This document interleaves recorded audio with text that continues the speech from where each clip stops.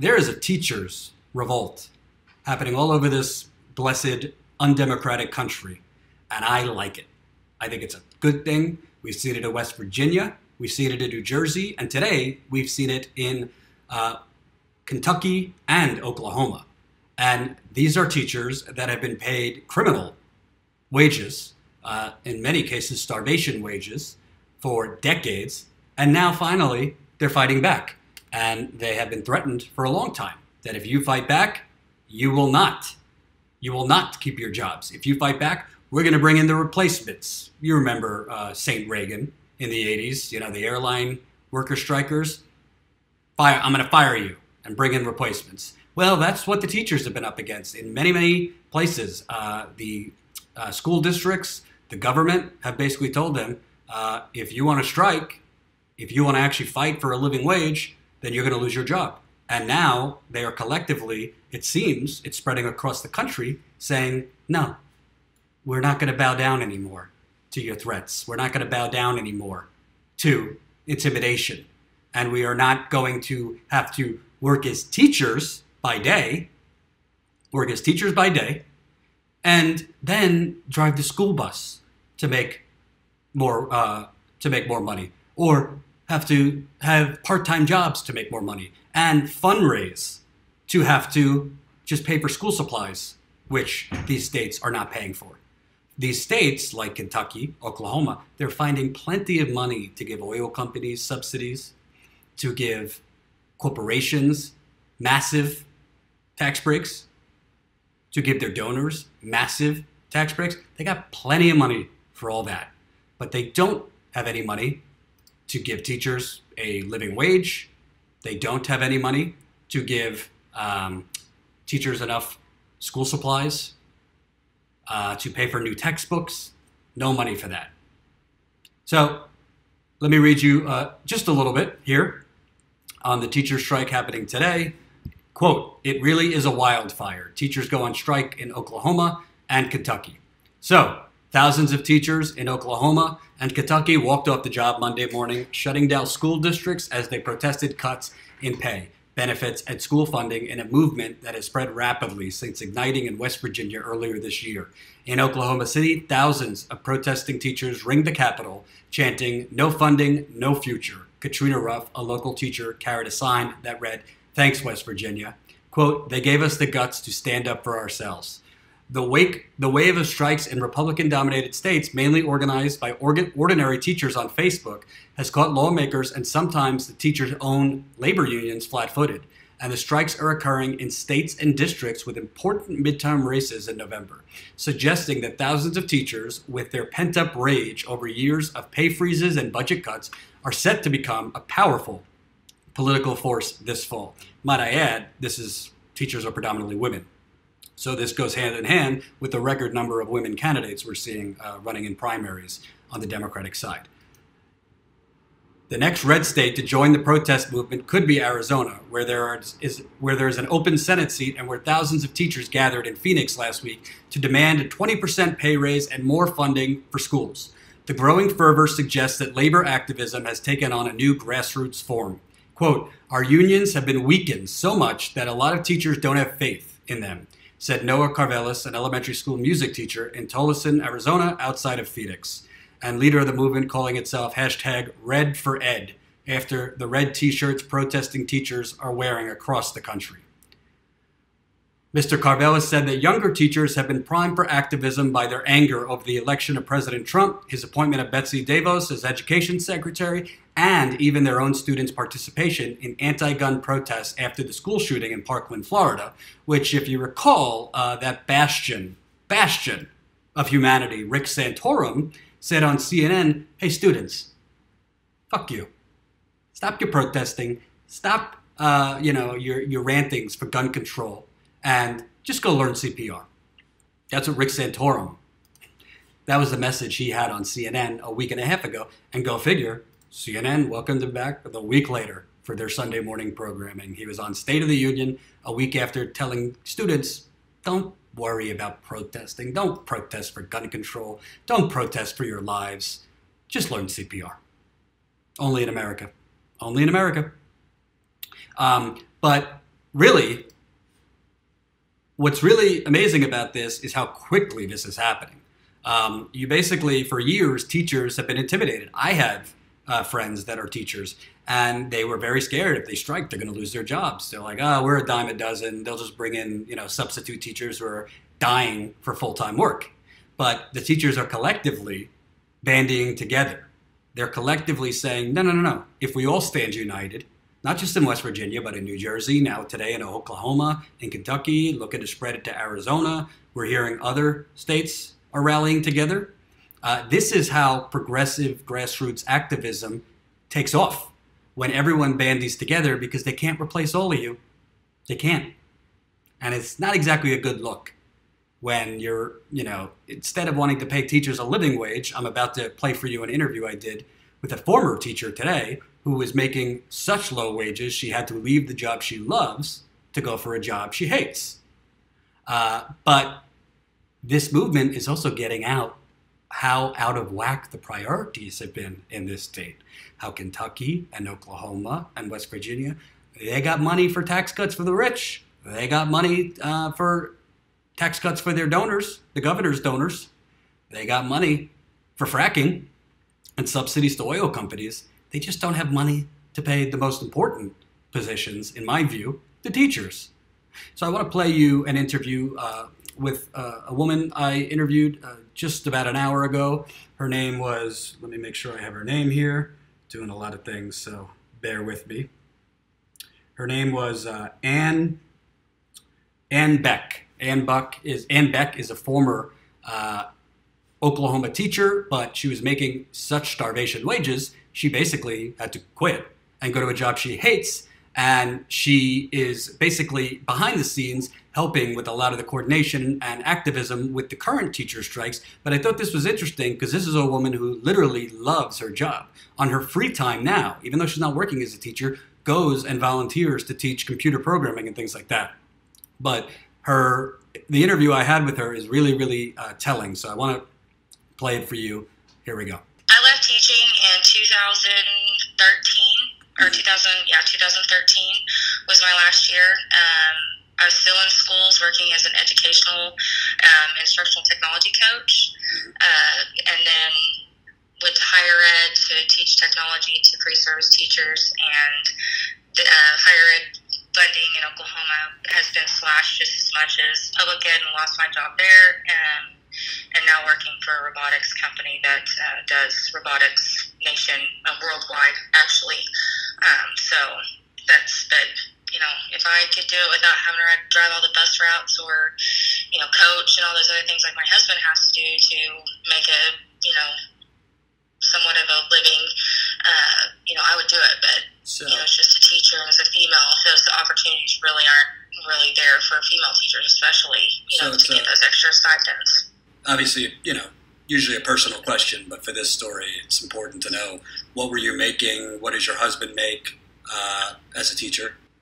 As a teacher, I was making, because I had a master's, I ended up, I think when I left, making $34,000 with the $500 student council stipend, because I got $500 a year for that, so I think it was like $34,000. And then when I went to the administration side, I automatically got a $10,000 pay raise, and I was making about $45,000, $46,000 by going into the administration side and getting out of the classroom, which tore me up. I mean, it's just, my heart is middle school kids. That's where, but we just can't. With my husband, he makes about $10,000 in stipends and bus duties, so he pulls in about 46 now, but his base pay I think is around 34, 35, but it's the majority of stipends from coaching, and he's also an athletic director and those things that keep him away from the home, but allow us to stay in education, because that's our ministry.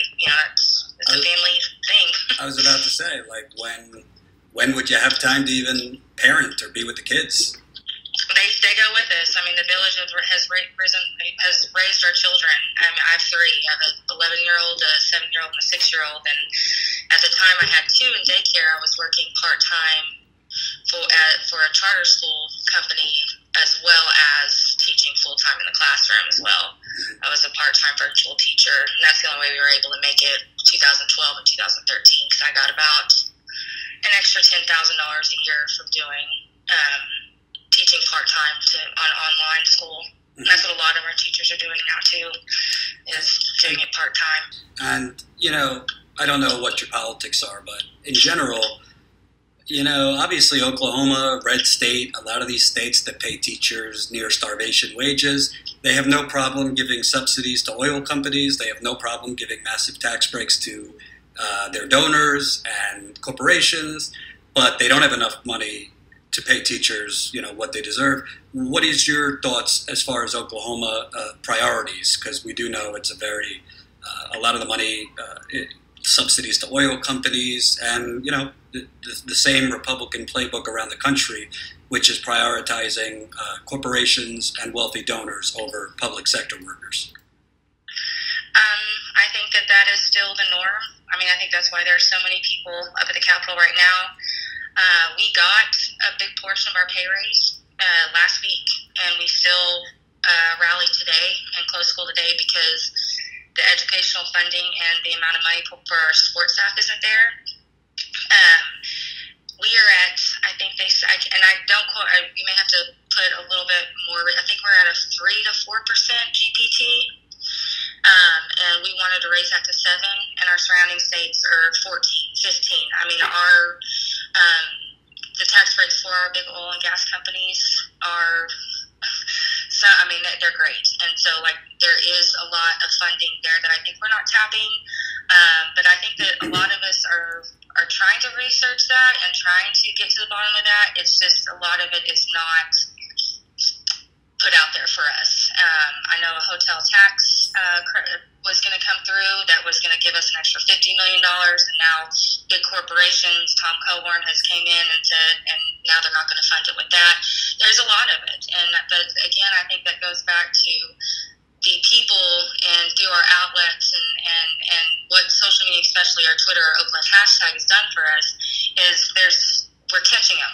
You know, I mean, it's absurdity, and we're getting that to the public and to the voters. And our biggest thing is we tried to vote a lot of educators in this last term, and we just didn't get it done. And, you know, it's very frustrating whenever we hear parents, we hear community members saying, yes, it's not good, we need to do something, but we're voting the same people back in. I also would like to, if you can research a little bit on Twitter about Cleveland. I think his name is Bobby Cleveland, the representative from actually where I'm working right now, the district I'm working in. What he had to say on national television today is just despicable. I mean, it's just this laugh. I mean, it's like they're just out of touch with reality sometimes. I mean, it's just that, you know, and I think that through these public forums, we're just getting a lot more information and a lot more people being held accountable. What did he say? It was like he just there just wasn't a lot of consistency with what he was talking. I almost feel like that they're not well informed as well either. I feel like there's just a lot of miscommunications going on and a lot of not transparency. I guess is the best word to say. I just think that there has been a lot of transparency that has gone on, and now with the communication and a lot of groups forming together, we're starting to see a lot of those, and I think that will change. But it's, you know, we're progressive on one side, and we still have a very Republican, very conservative government that I really would be very surprised to not see a big change this election year. I really would be very surprised to not see at least a lot of seats turn, because I think that we finally got it to that point. Last election we didn't, but I think that this election, I think we're going to see a lot more change, because I don't think they've been doing their jobs. I mean, there's a lot of them working for educators, and there's a lot of passionate ones, so I don't want to put that label on a lot of, because we do have a good stronghold that are up there working. They're just a minority, and so I don't want to put that blanket on all of them, because we've got some passionate ones up there, but we need to do our job and vote. I mean, our parents need to vote, our communities need to vote. There's no reason to not be informed anymore. We have too many outlets for every parent, every community member, every retired person to to let them know everything that's going on. We have retired teachers that have sat up there for the last 2 years and tweeted out, messaged out everything that they've seen. And we just, as voters, we're responsible too, not just the House. We've got to vote those people in that are going to make those decisions that we need for our kids. I stopped it there. Don't know if she would want her comments about her current job out there. So, needless to say, she would rather be a teacher. But that was Anne Beck. She is a mother of 3 in Oklahoma. She had to leave teaching in 2013. Unfortunately, she couldn't feed her family. Those were her words. And her husband is still a teacher, but he's only making his teaching salary, I believe, was under $35,000. I wrote it down, actually. Yeah, $34,000. And he drives the bus after teaching and also is a coach for school sports. So he has basically 3 jobs just to get to $50,000. I don't even think he's making $50,000. I think he's making less than $50,000. So as you see from Anne, who had to leave teaching to be, I think she does something to do with automation or whatever she said she does. I forget what she said. But she can't do the job she loves, the job that according to her she was born to do, because you can't make a living off of it. And by the way, the teachers in Oklahoma, the raise that they wanted just went through. What they're striking for now is additional resources so that they don't have to spend all their money out of pocket for school supplies, new textbooks. There's a lot of things needed in education that the state isn't supplying. The state is supplying massive tax breaks for corporations. The state is supplying massive tax breaks for the donors and oil subsidies for subsidies for oil companies, but can't give you new math textbooks that are 20 years old and falling apart. Can't fix the bathrooms in the school. It's not just about the red states. This is what happens when money is everything in a political system. This is what happens when Republicans and neoliberal Democrats are elected into office, because they are not representing the people. They are not thinking about the children and what's best for the children, which are our future. They're thinking about how to stay in power and to pay off their donors because they want to stay in power. They're more interested in staying in power than doing what is right for a society. Because in other countries, they invest a hell of a lot in their school, in their children and schooling. You want to know why? Because it produces better economic results. Finland, for example, is the #1 country in terms of education. They have a shorter school day. They don't have homework. It's very creative. They don't go by a curriculum.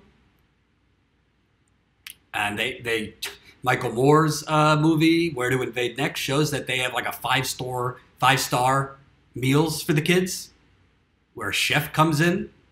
And in Michael Moore's movie, he compared it like Finland versus I think it was like a middle school or something in Ohio.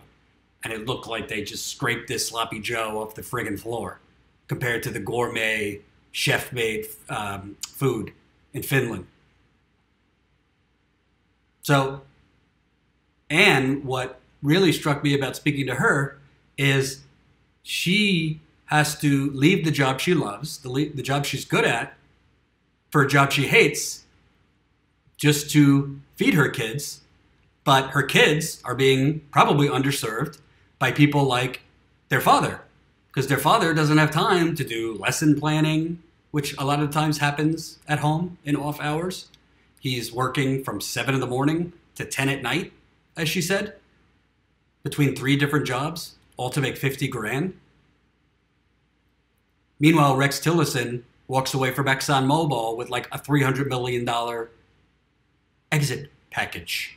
And Jeff Bezos is the richest man in America.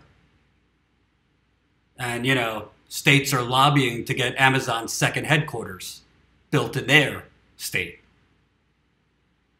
Meanwhile, Trump giving away the farm. If companies want to bring back plants, they don't have in Wisconsin or elsewhere, you don't have to pay taxes. No taxes. Just bring back those plants. We'll give you tax breaks here from here to eternity. And hey, no taxes means no money for government programs. No money for school. Trump's massive tax cuts on steroids. Well, we're going to get our revenue cut in half. Teachers laid off, teachers at salaries like Anne Beck just described. But hey, that's the price of doing business in the conservatism / neoliberal order. And by the way, this has been happening under Democrats too. They're not talking in Oklahoma or West Virginia or Kentucky like it just happened overnight. It's not only under Trump. This happened under Obama. This happened under Bush. Happened dating back to Clinton. Because the money is funneling from us to the top. So I don't want to hear about quote unquote democracy under attack, or we're a city on a shining hill, or anyone can make it in America. No. The American dream is just a dream. Sorry to be Debbie Downer, but it's just a dream.